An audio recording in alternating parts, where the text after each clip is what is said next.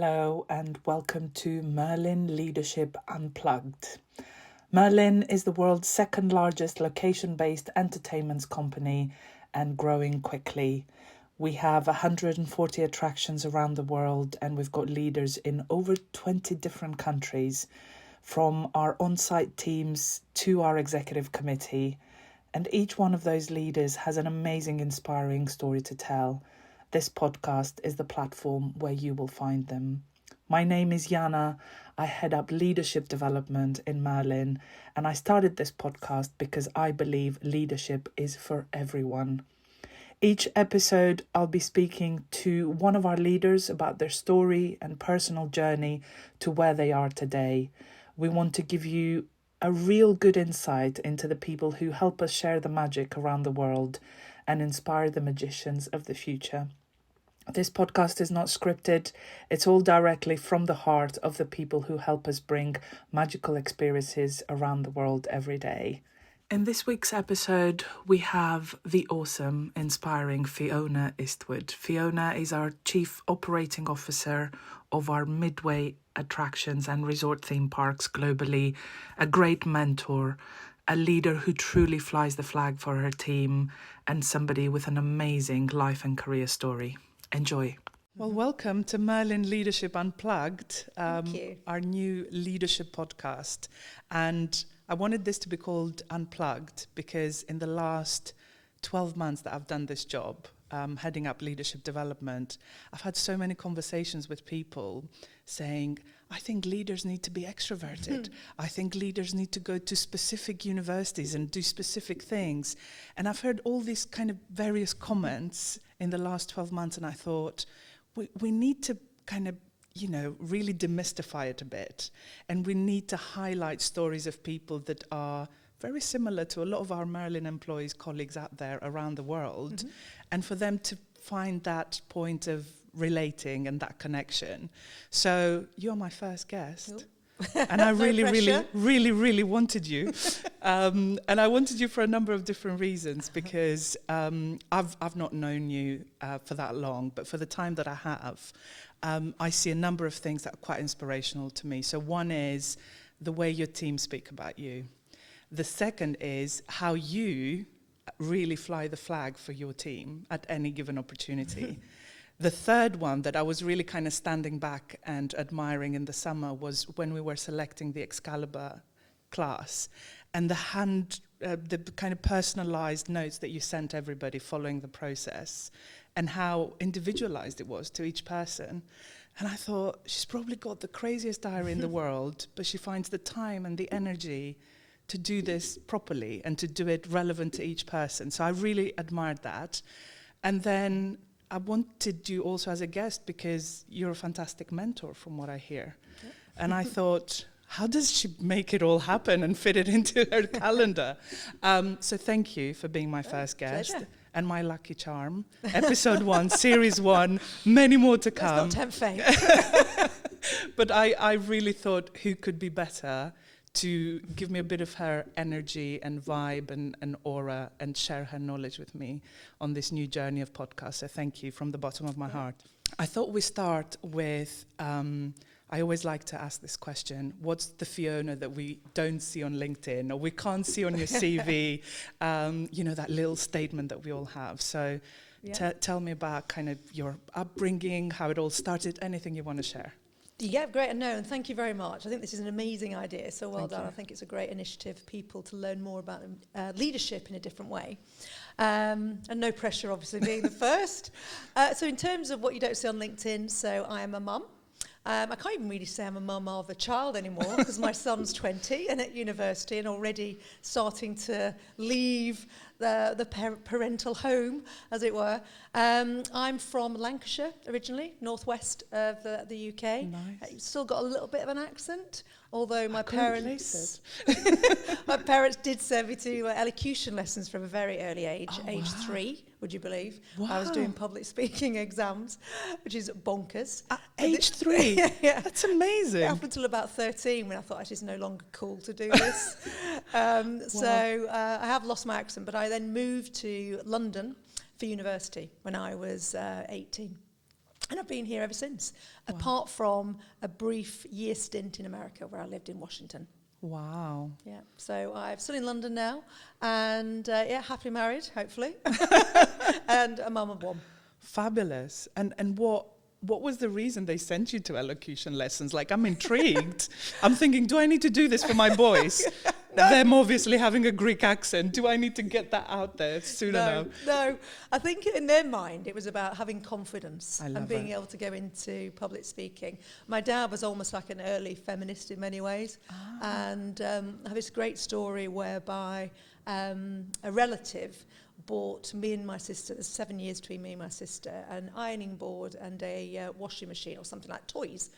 And his reaction was, my daughters aren't going to be housewives, so please take that back and give us a book. And she never bought us a present again. She got scared. Wow. Yeah, so I think it was always about you can do your best. And they weren't pushy. I mean, me and my siblings have all done really well in different ways. However, it was all about you can do whatever you want and you're going to be brilliant, which is pretty fantastic upbringing in many ways. I love that, to almost have that belief and mindset of don't restrict them in what their potential and ability is by giving them something that is the norm in the society that we live in, and just let them go and make their own mark and do their own thing. I still can't iron though. It's okay. We can outsource that. It's fine. It's fine. And when you went at university, what did you study? I studied communication studies and sociology at Goldsmiths College, which is part of London Uni. And very arts and media and creative based, I love that. Yeah. I always say about my university years, they're the best 4 years of my life, because although, a lot of us have to have part-time jobs to get through uni and pay for it, and, it's not easy, but I think it was probably the easiest time in my life in terms of the things I had to achieve compared with everything else. How was uni for you? How did you experience that? That was amazing. I mean, it was coming from the northwest down to London. I always wanted to escape because I was from a small little town where everyone knew your business.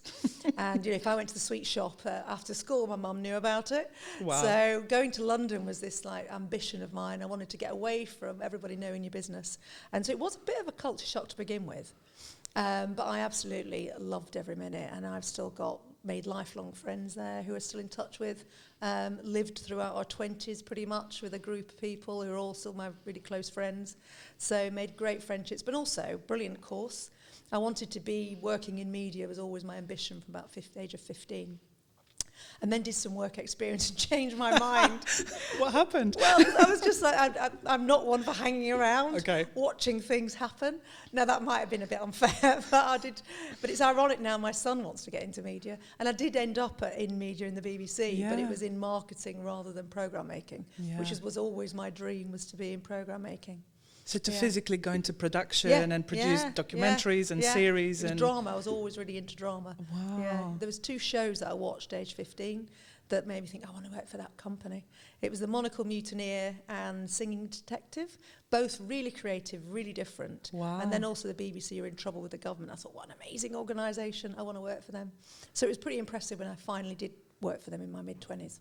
That is an amazing place to kind of start your media career, isn't it? Yeah, it was. It was all by chance. I mean, I literally set my mind to it. I was like, right, I'm going to get the Monday Guardian, because they had like a media section, subscribe to the Listener magazine, which now doesn't exist.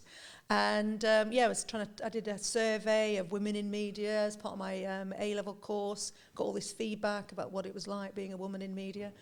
And ended up at 28, applied for a job in The Guardian, actually, for marketing manager for Radio 2. And was successful, So that started 18-year career. Wow, that's how long you stayed with the BBC. Yeah. And when you look back at sort of 18 years of experience in such a global phenomenon, well-known, the brand is strong, whichever country you go to, was there a moment where you thought, I have to pinch myself, what is happening, that this is not what I imagined when I was a teenager, this is something out there that I never thought I would achieve? Yeah, it's really interesting. I mean, I'm sure when I first arrived, it was like having to go meet Terry Wogan. And very quickly, as soon as you're in that environment, it just becomes a norm, doesn't it? And what was amazing about the BBC is everybody has a high level of love for the organisation. Also, there's a lot of bit of negativity, but overall, culturally, huge amount of intelligent people, all delivering creativity, innovation. And I was fortunate. I started in radio, went to America for a while, did TV, then did news, then did the commercial arm. So I got to experience quite a lot of the pockets. And the news, I remember sitting in the Newsnight studio 5 minutes past 10 and it starts at 10:30, and then suddenly everyone sprang to life, and it was just like, wow, I don't think I could work in live TV. It was so stressful. But overall, amazing experience, yeah.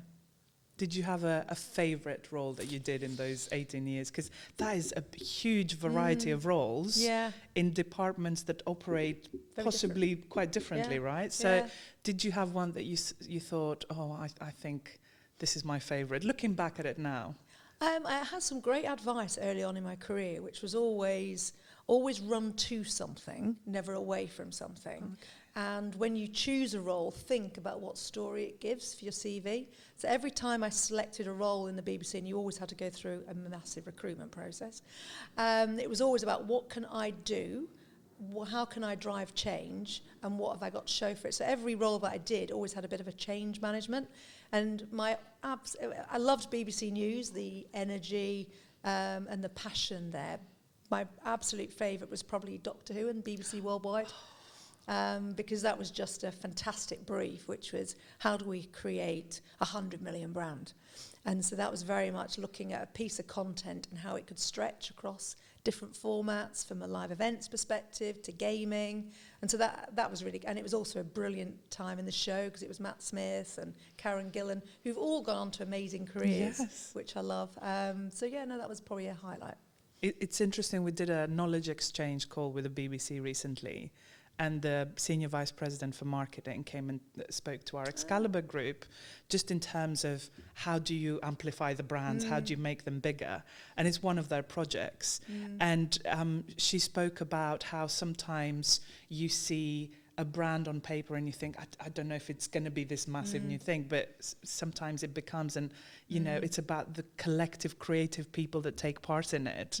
And I was thinking, when you kind of put your teams together and when you look at that kind of dynamic to create that big brand and that success, what do you look for in your leaders? What is important to you as their leader? I think all of my team, and you have to be careful about diversity, making sure you don't want an echo chamber.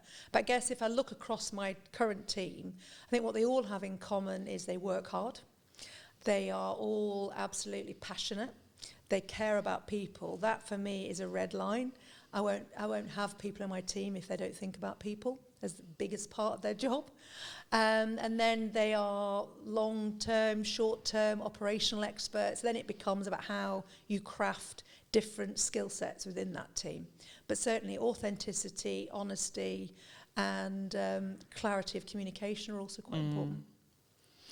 And in sort of that team dynamic where you manage a variety of different personalities with different preferences, different traits, how do you ensure that they all have enough space and enough time for their voice to be heard? How do you manage that? It's a really good question. What I try and do is listen and give people that time to speak. And I use the power of questions so that I'm not giving my opinion, not shutting them down, but asking them questions. So by nature, I'm quite curious. And so I'll ask them, and they probably feel a bit manipulated, actually. Coached.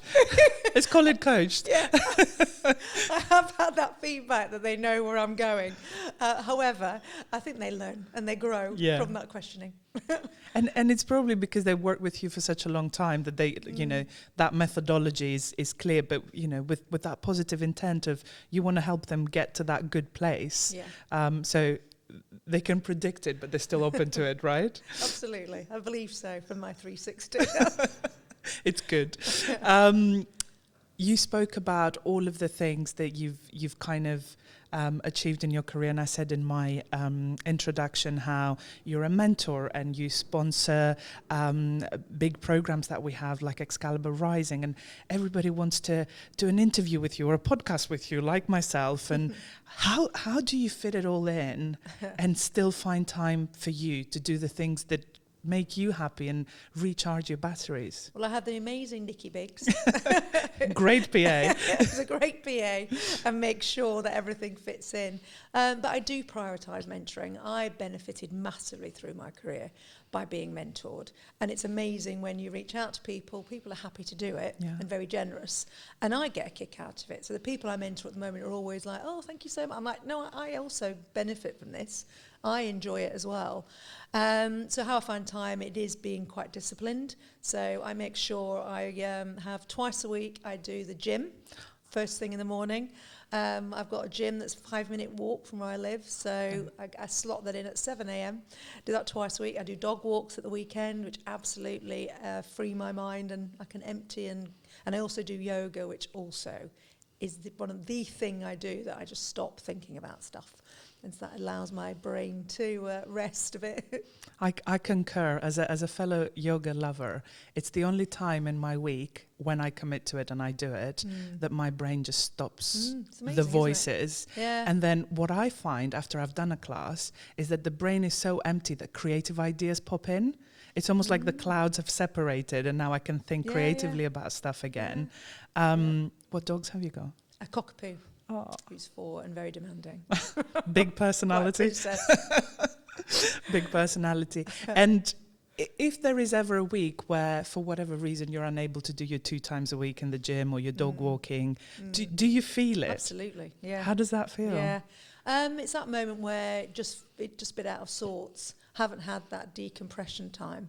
I mean, even when I'm travelling, I make sure I get up in the morning, even if it's jet lagged, to the gym, because it just makes sure that, and you get a buzz out. I get a buzz out of exercise. So even when I think I'm really tired, but I know within an hour I'll feel brilliant. So it's thinking about how amazing you'll feel after it. It's the end result rather than I will need to walk there and do the exercise. Yeah. This is how I'm going to feel at the end of it. Absolutely. Brilliant. I wanted to ask you, you mentioned before about a really great piece of advice that you got at the beginning about kind of running towards things rather than away. Has there been any others that you think, actually, they've become a bit of a thing for me? I keep using them, I keep referring back to them, and they really help me navigate my career, my choices, whatever that might be. Anything that you would like to share with the listeners in terms of advice that you've received that you're still using?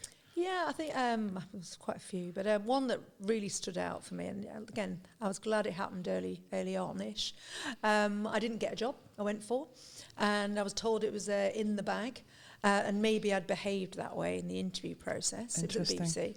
However, the feedback I had from the then Chief Marketing Officer, who's now running the BBC, I did hold it against him for quite a while, was he didn't know me. And he was he'd only just joined the BBC sort of 6 months before. And at the time, I sort of bristled. That's ridiculous. But on reflection, what it meant was I assumed my boss at the time was showcasing me. Okay. And saying how amazing I was. And it just made me realise work isn't just about doing the work. You also have to put yourself out there. You have to raise your profile. You have to put your hand up. You have to make yourself known. And it was that sort of softer stuff that I'd never really either had to think about before because I'd been promoted. And it certainly made me and it probably is why I showcase my team and why I shout about how great my team are, because it is important and not everyone is comfortable doing it themselves. Yeah. But it's certainly something that I will share with my mentees, which is be noisy, be noticed, get yourself out there. At any time when we have like a call or a conference, I'll message them and say, you better ask a question on this call, or I'll pick on you and make you ask it. So, yeah.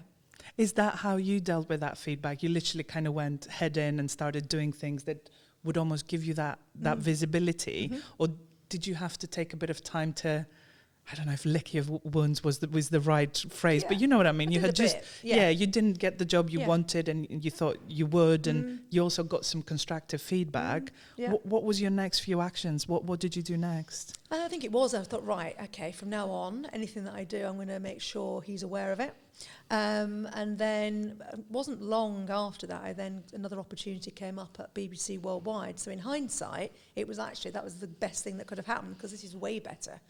My heart's much more in this role than the one that I didn't get. So it all happened for a good reason, and it gave me a lesson for me and people that I worked with ever since then, really. Yeah, that's great. A lot of times when I speak to people, or we have coaching sessions about confidence, and sometimes I use a phrase and people a bit cringe a bit, and I say, you need to be the sales director of your skill set, and if you're not, who's going to be it for you? I find some people, and I think it's a personality thing or maybe a bit of an upbringing thing, think that the job should speak for me. Absolutely. Why should I? Why should I have to? And I almost need to spend a lot of time saying the job does, but it's you that makes the job to be what it is. It's you that we want to know about. And I think it works. But have you ever had that comment where people say, I find that a bit too much, over promoting? Is it? Yeah. Do you think it's a cultural thing? Yeah, I do. Yeah. People think, I don't need to do that. It's embarrassing. Yeah. I lacked confidence quite some time, actually. That was a sort of a bit of a turning point. And then when I went to BBC Worldwide Now Studios, I was fortunate in that by saying yes to something, because that's another thing, say yes to stuff. I then got in front of a really inspiring leader who I'm still in touch with and who's fabulous. And he really believed in me and he encouraged me. He also gave me stuff to do and was just, his belief made me grow in confidence as well. But certainly quite a few people almost think, oh, that's not part of the job. I don't have to do that. But you do. you do, right? Yeah. And it's part of you owning your career and your development. I think it's partly cultural, but partly back to our chat about kind of highlighting your strengths and how uncomfortable sometimes we feel saying, I'm really good at this. And it's not in a cocky way. I'm just really good at it. It comes naturally to me. It's almost like we need to allow ourselves and give ourselves that permission to say it out loud and be okay with it. Absolutely. Because somebody else is great at something else. It's not a comparison. You mentioned a leader that really believed in you and gave you the space and the time and the right advice. What if you were to describe him or her, what were the characteristics that really worked with you and your style and what you wanted to achieve? What was it that motivated you? I mean, he was really inspiring. So, he's very much, we've got a burning platform. At that time, it was consumer products. And it was very much, this is what we have to do. How we get there is down to you and the team. And so it was very much setting parameters, but empowering people to then deliver within those parameters and take some risks.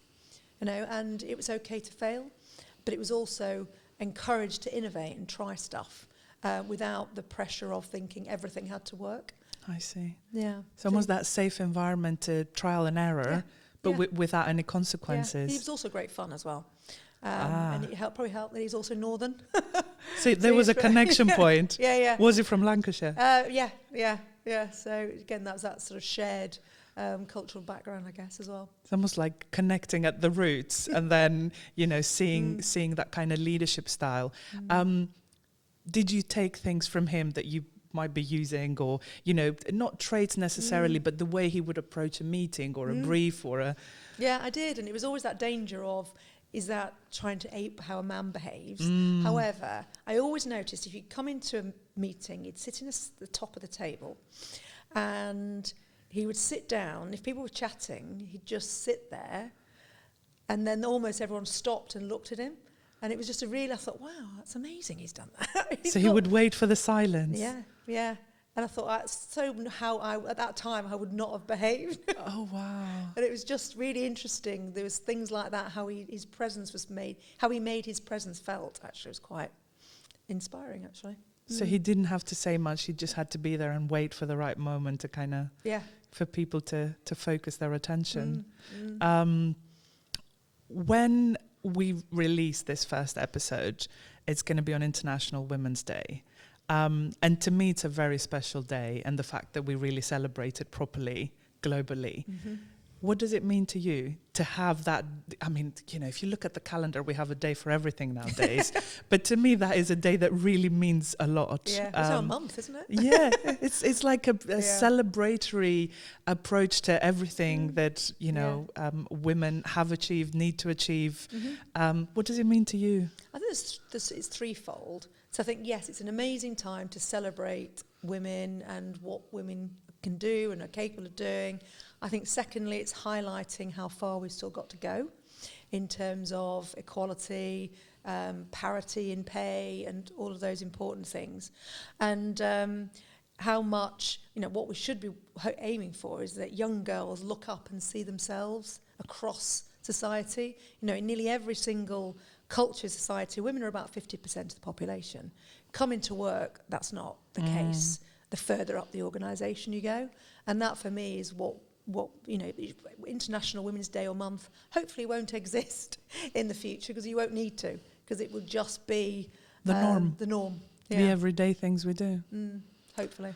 I know, talking to you or being in meetings that, you know, we've shared meetings, how passionate you are about balanced shortlist, that opportunity, you know, equality, how we reach out to people when we look for recruitment and we need to recruit for a role. And it genuinely comes across as it's from the bottom of your heart, rather than, it's a thing we must do or a box we must tick. Yeah. And it's so revitalizing. It's like your passion. That's how it comes across. So when you do have those conversations, do you ever go, like you just said, you know, I wish one day it's not a thing and it just happens, and we're still at those early stages still. Yeah. And it's not just about race, it's also not just about gender, there's also race. Yes. And what I love about Excalibur Rising, actually, that's also identifying people who haven't had the same start in life. And whenever I've travelled, I've made a point of seeking them out and doing a little post, because I think it's also important that it's more than just one area. Yeah. Diversity and inclusion, and it should start with inclusion, is absolutely about different backgrounds, different race, different gender. That should be that should be the workplace. You should be reflecting your customer base. Yeah. And it is absolutely a passion. And my heart sings when I go to certain sites and I see there's a group of people all coming together to deliver amazing experiences, and it's a diverse group. Yeah. That's what I love. And the richness that you get from the different background and cultures, right? Yeah. In your sort of all of your different roles in your career, I'm assuming there was a lot of travel involved in different sort of cultures, geographies, etc. One thing that constantly comes up in conversation is, how do I adapt my style as a leader when I go to somewhere like Korea or Japan or, you know, China, or in parts of Europe that we think, because it's continental Europe, it's exactly the same. But even then you have to. How did you manage that? So I'm assuming at some point you still have very diverse teams across the world. How do you adapt your style, or do you just go, this is me, and, you know, assume positive intent and we're all good? Yeah, I think so. Yeah. And I guess also it's treating people as people. Yeah. You know, I don't act like the senior execs flown in. I'll hopefully engage with them on a personal level and have a bit of fun with them and get to know them. So I don't think I've ever thought I must behave like X, Y, and Z. And also I think it's an overused word, but I do think being your authentic self is really important. Yeah. And what does authenticity mean to you? What do you want to see from the leaders that you lead when it comes to authenticity? I think it is being down to earth, connecting with people and engaging them and empowering them, and being honest and transparent. I mean, it really struck me during COVID when that horrible, when every single site by one closed. Busan. Shout out to Busan. Yeah, shout out to the team in Busan. Well done. They've had that many times. What really struck me very quickly, because I found it heartbreaking when every single site, when the lights in the eye were one of the last, I was like, oh, this is hard. It was how quickly how important it was to bring people together and communicate with them and over-communicate. And that's one of the things I'm really proud of, how me and the team pulled together to very quickly and honestly say, this is going to be hard, we're going to have to make some tough choices, but we're also going to be honest with you when we're doing that and fair. And that whole period really brought to home how much you need to communicate with people and make them feel secure by being honest with them. Yeah. So I think honesty is a big part of authenticity as well. Yeah. And saying when you can't say more.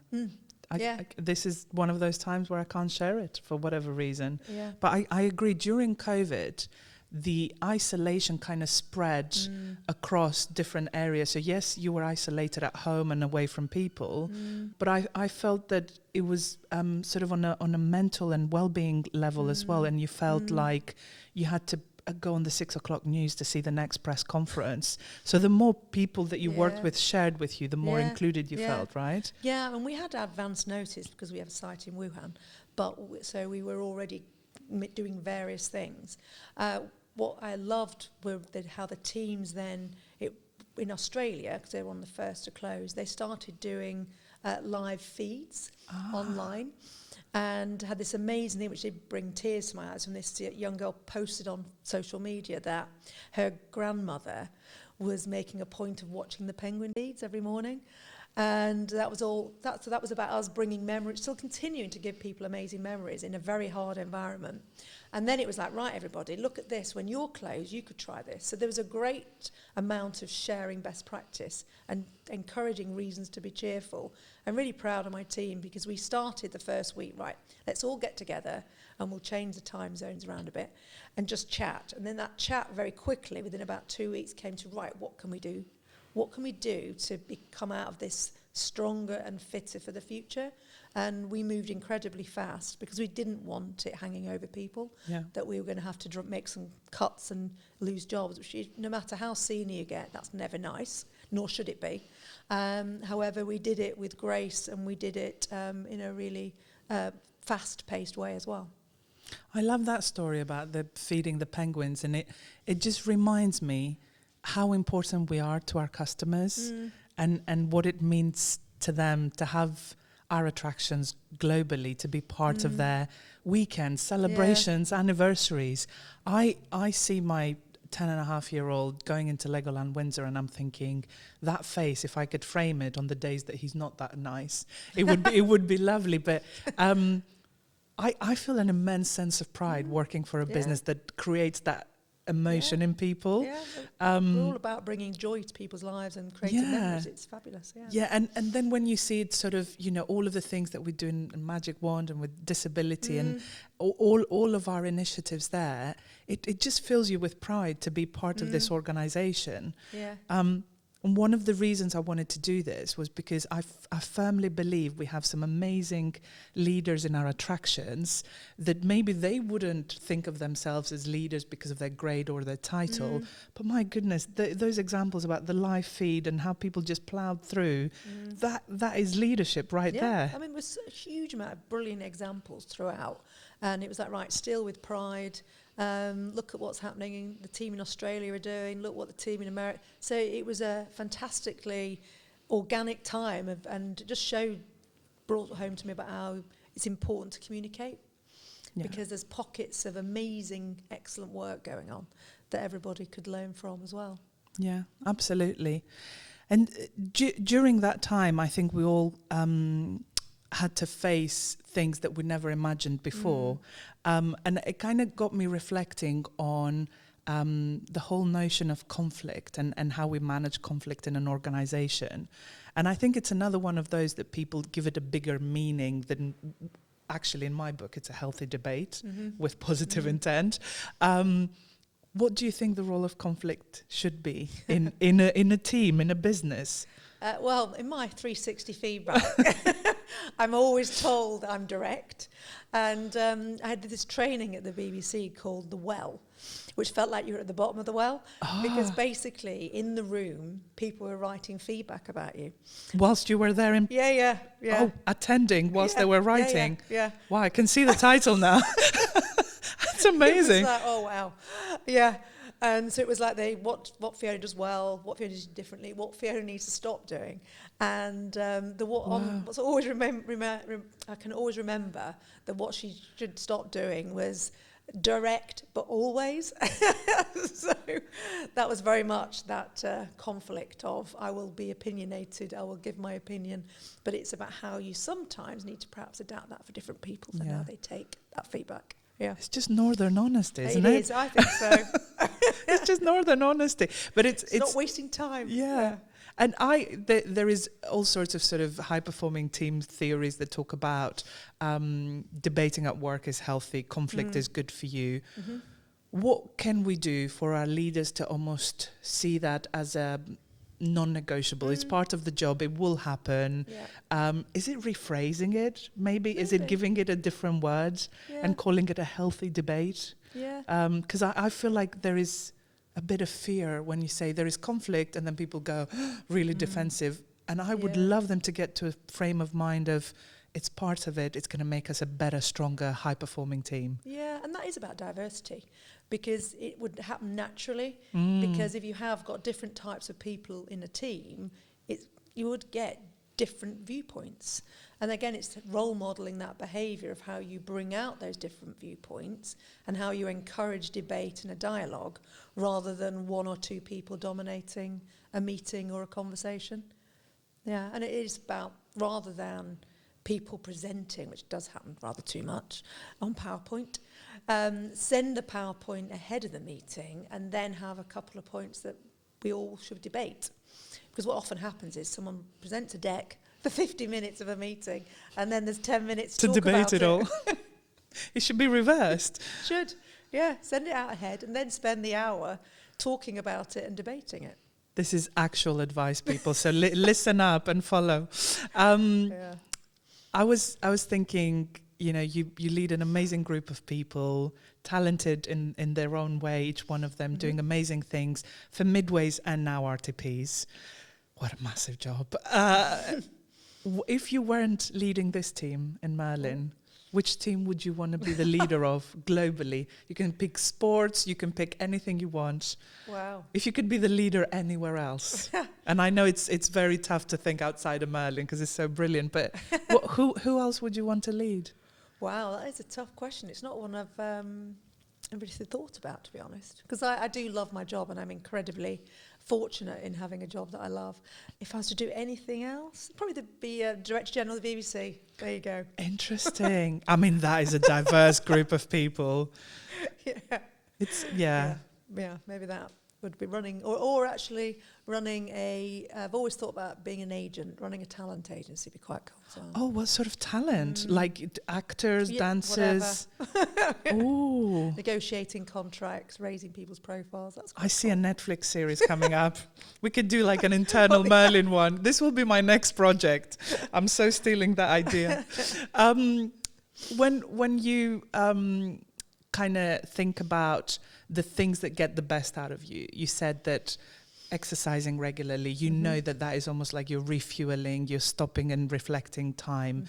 Is there anything that gets the worst out of you that you really kind of you don't want to see? That you go, no, that's not cool in my book, I don't like it? Being overly controlled and almost feeling like you're in a box and you can't get out of it. So I think I suspect my colleagues in finance and legal sometimes struggle with me because I will try and push the boundaries of the policies and the procedures. The rules are there to be debated. Is that the approach? I didn't say that. Yeah. I think anything where I feel overly controlled. I think that's having gone to a convent school. I think it's done that in me. Oh, interesting. Very rule-based, very strict. Yeah. So I always defer not to be surrounded by lots of rules. So spontaneity is good. The contrary, not really. Yeah, but they're there for a reason. Yeah. But yeah, no, I thrive in creativity and being given a broad brief and allowed to be innovative in that brief and empower people. Yeah, and that's when you feel the freedom to be at your best. Yeah, absolutely. Being dictated to is not good. for me. And I feel like that lack of choice being taken away, it's almost like, why? I can still choose.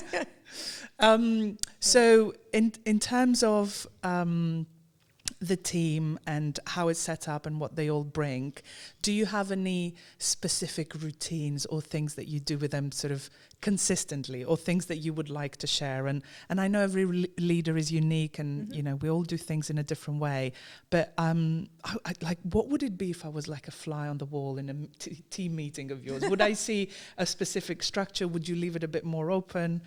What do you do? I mean, in some ways, because my team's global, it's often really hard to get them together as a team, actually. But when we do, it's always fantastic. So we got, ironically, in lockdown, we probably got together more than we have since. That's interesting. Yeah. Even with all the restrictions. Yeah, because we would do midday to try and suit Australia's time zone and America's, or evening, where America would be in the afternoon and Australia in the morning. Because we were almost wanting to all get together. We all made sure that happened. And it was easier because you're all online. But when we get together, I always believe any new leader, in the first 90 days, you get your team together, you set out what's working, what isn't, what are we aiming for, how do we get there? And that collective brain power is really important. So when I do get them together, I try and run both a session of how is it going, what's working well, what isn't, some external speakers in to inspire us, or different people from different departments.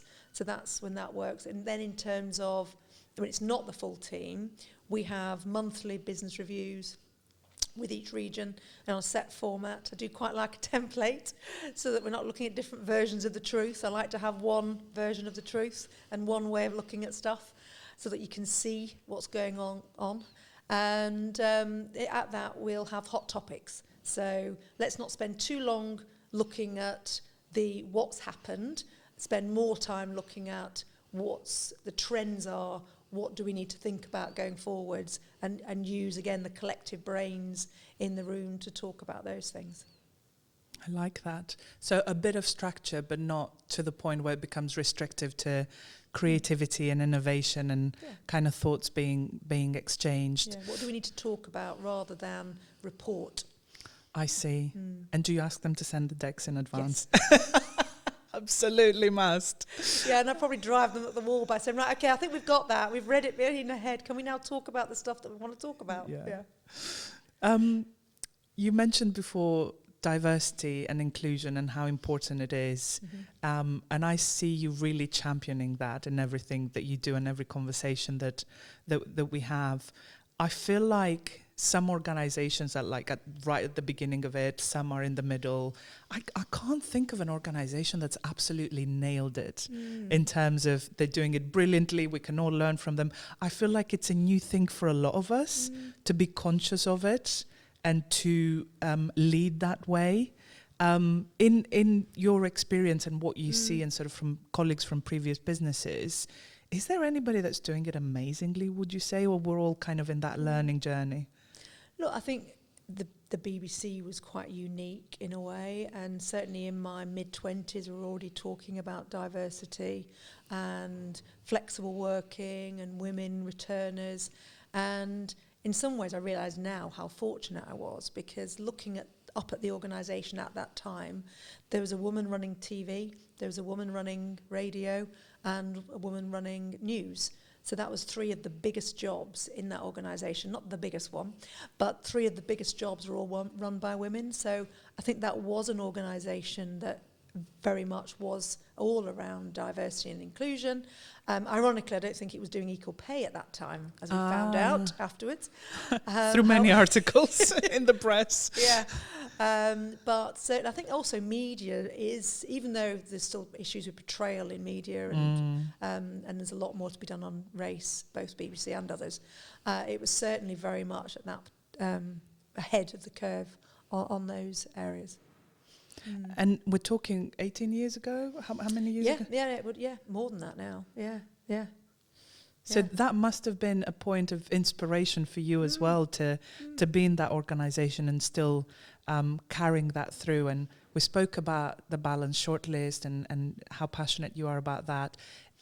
How do you encourage your team to fly that flag as well, because there's only one of you and there's only so many hours in the day. How do you instill that passion for diversity and inclusion in your team, in your global leaders that you have? Look, I think I'm fortunate in that they're all passionate about it as well.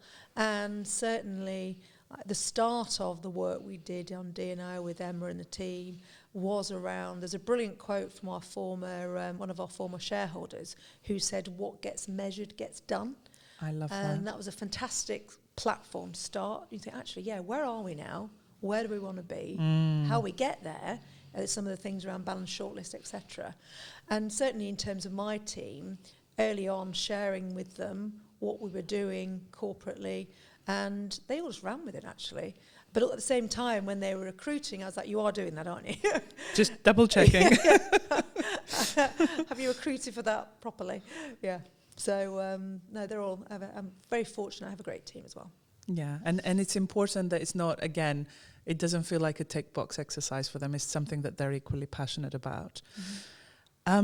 In this amazing career journey and leadership journey, what would you say is hard about leadership? What is the one thing that just needs a bit of extra oomph and power to plow through it? I think no matter how tired you are, certainly when you're travelling, you still have to bring your best version to work with you. And so, if you're jet lagged and you're going to an early morning meeting, and you still have to perform in many ways. You can't be looking miserable, because that will, people will be looking at you going, why is she like that? What's going happening? on? Yeah. What's happening? Yeah. And almost create scenarios. Absolutely. Yeah. She looked unhappy. Why is that?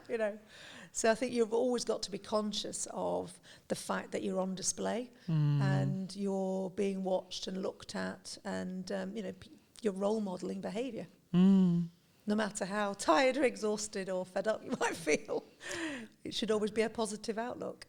How do you get in that frame of mind? So you've just said, I've had an overnight flight, I'm jet lagged, I need to be in a meeting and be my best self. Yeah. What are some practical things that you do to get you in that positive frame of mind, with kind of the physical body element being in a different page in terms of you're tired, you haven't had your time to go to the gym or whatever refuels you? How do you mentally get into that positive frame of mind? I think I'm fortunate that I do get energy from people, and I really noticed that in lockdown.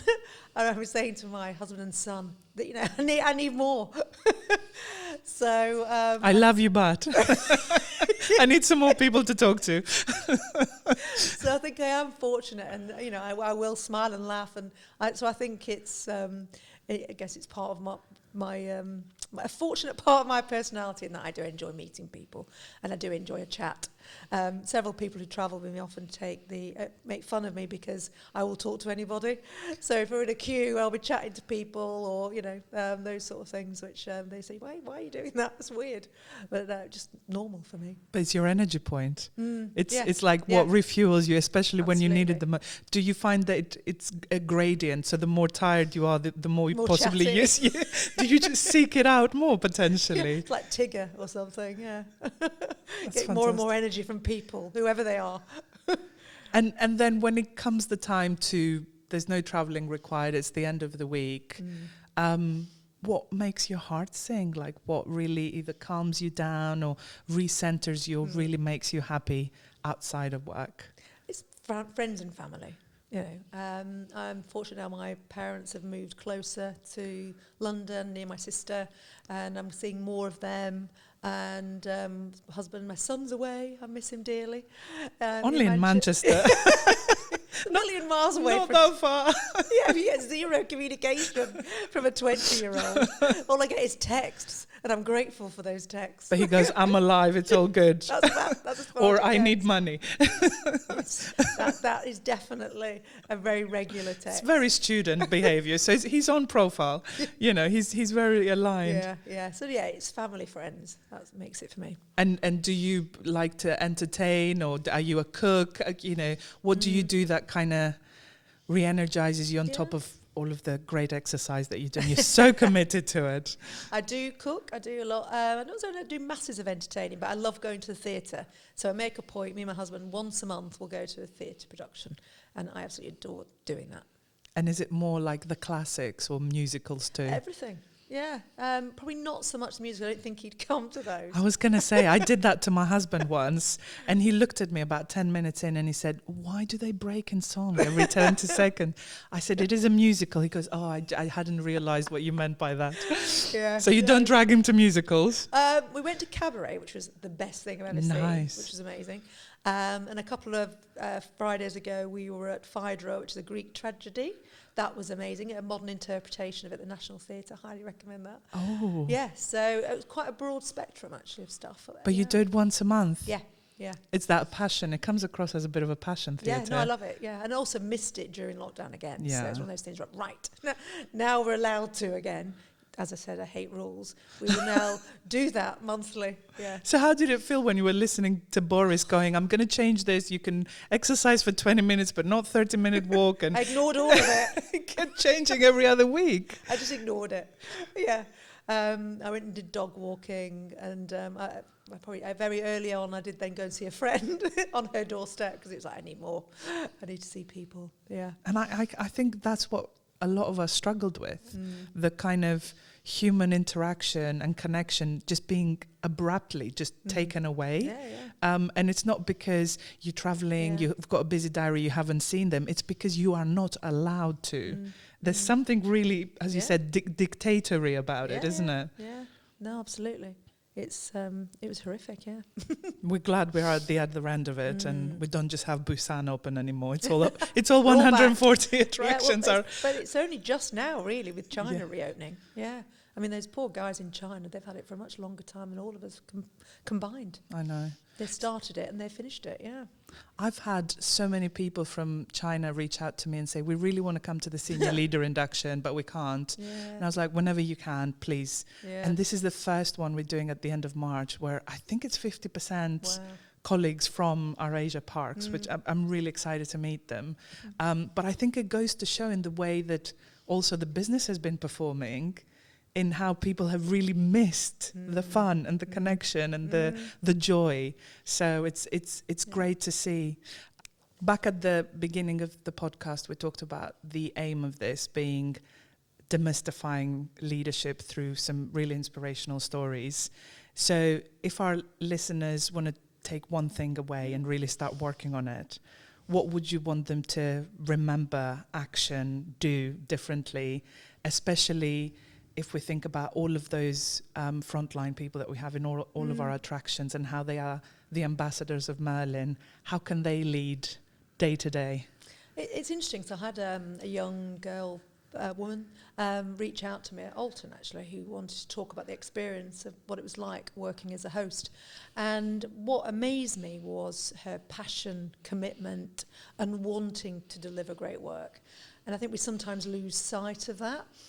So for me, it would be noisy for everybody to be themselves, and ultimately, put a bit of pressure on your managers to help you progress and help you move up the organisation. I love that. And ultimately, all those three things, own it and drive it, right? Yeah. So make it happen for you. Absolutely. I'm going to start a tradition with this podcast, and that is that I would love my current guest to say, this would be an amazing next guest for you. And it could be anybody, it could be from the business, it could be an external somebody. Let's see if we can get them. But who do you think would... Well, I'm going to choose an obvious one, which would be Scott, obviously, as your next guest, I think. That's clearly been a bit creep. Go big. I'm gonna go big. I'm gonna go big and dream big and go for brilliant and feel like I'm belonging. So yes, I'm gonna do that. Absolutely. I want to say a massive thank you for your energy, for being here today, for sharing all of that stuff that I didn't know about you. And yeah, thank you for being my lucky charm and first guest. Well, we'll see once we get the ratings. It's gonna be amazing. No, thank you and well done for this initiative. I think it's great. Thank you.